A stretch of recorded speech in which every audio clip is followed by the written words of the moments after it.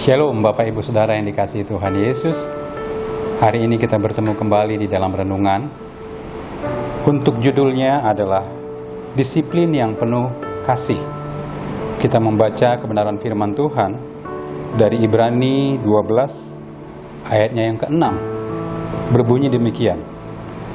Karena Tuhan menghajar orang yang dikasihinya, dan Ia menyesah orang yang diakuinya sebagai anak. Bapak Ibu Saudara, pada hari ini kita akan belajar tentang disiplin. Apa sih itu disiplin?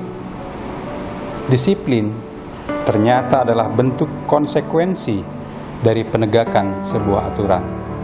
Jadi kalau aturan itu memiliki kekuatan, itu harus ada disiplin di dalamnya. Nah, Tuhan kita tidak pernah mendisiplinkan kita karena Dia marah kepada kita ataupun karena Dia merasa frustasi dengan kehidupan kita. Tidak. Tetapi Tuhan Allah mendisiplin kita karena kasih-Nya yang begitu besar bagi kita. Nah, kasih Allah itu adalah kasih yang begitu murni.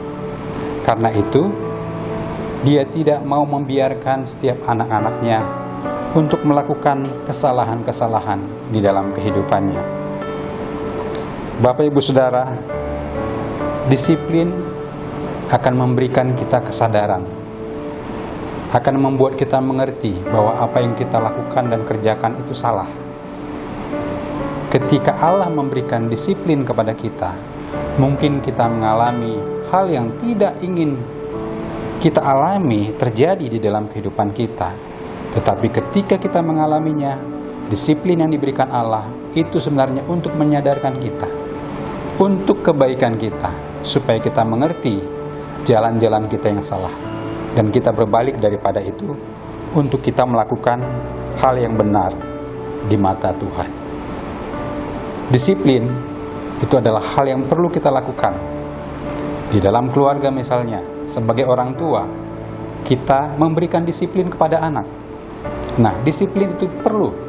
Supaya apa? Supaya anak-anak kita tidak menganggap remeh peraturan-peraturan yang kita berikan, ataupun nasihat-nasihat yang kita berikan, ketetapan-ketetapan yang kita berikan di dalam rumah kita. Anak-anak kita tidak menganggap remeh, karena ada disiplin di dalamnya. Itu tujuannya adalah untuk kebaikan mereka juga, untuk menyadarkan mereka, supaya mereka tidak memandang enteng. Bapak Ibu Saudara, disiplin juga berlaku di dalam banyak hal, di dalam bermasyarakat, di dalam keluarga, di dalam sekolah, di dalam lingkungan pekerjaan.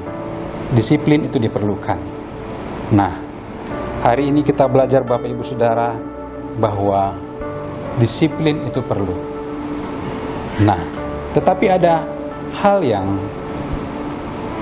tersulit ketika disiplin itu dikerjakan, ketika disiplin itu dilakukan, yaitu masa ketika kita mengalami disiplin.